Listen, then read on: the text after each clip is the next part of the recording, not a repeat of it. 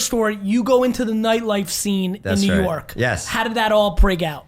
Real simple. Moved to New York. I was a bartender in college, and I took a crap job in ad sales. Hated my life, and I moved to the storage room at a fashion and celebrity PR firm. But I knew you could wear sweatpants, and I knew you could listen to hip hop, and I knew that and that was really it. And I was like, well, this must be for me. And I always used to walk down the streets of New York and be like, who is walking around in a t-shirt and jeans at noon while I'm in this crap suit at this crap job? And I was like, this can't be. So really humbling, 22 G's a year, but I had bought some houses in college with my bartending money that we started flipping. So I had enough cash to hold me over. And that's the money I used so I can live in New York. So I started going out. I made my own business card in a company that had that wouldn't allow me to make my business card because I wanted to get into the clubs. So I started doing that. They said, hey, you can work the door for free at our events on the weekends if you want. And I was like, absolutely. And they thought I was nuts, but I wanted the access. So I started meeting people, and I did that for about 18 months. And then 9/11 hit, and then the PR market just dried because nobody wants to talk about so-and-so wearing Jimmy Choos after 9/11. And then I took a job. I got lucky. I got a job with Randy and Scott Gerber, who owned the W Hotel bars. And that was my first job, and I did special events for them, but they let me have a comp account.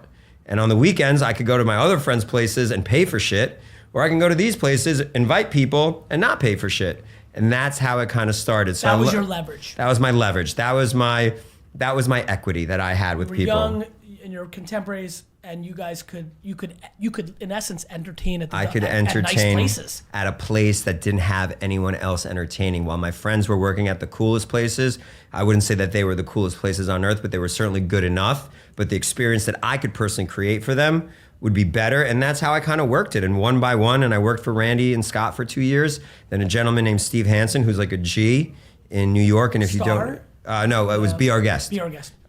He sold it, but he had 20 restaurants, and I go to work for him. I'm 25 years old now, and I open. And did he crush it meatpacking?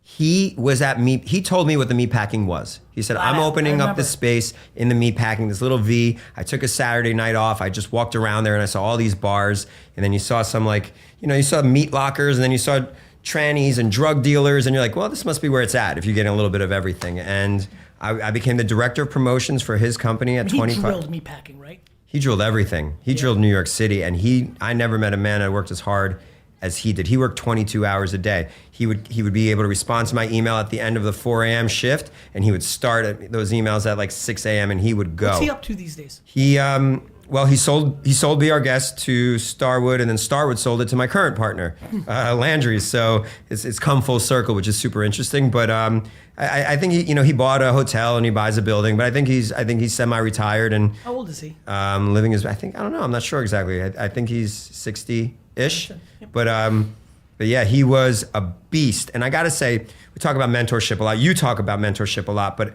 I probably spent a total of 72 hours with him in 2 years. But I can tell you those 72 hours with that one man shaped everything. So it's not about I worked for this guy for 2 years. Let's talk about this. This is very meta. There's a young man sitting two people behind you who literally talk about meta on meta on meta, who literally called in on an Ask Gary Vee type thing, but it was just by myself. We had this kind of fun moment. He was great. And I just liked him, and I said, come in.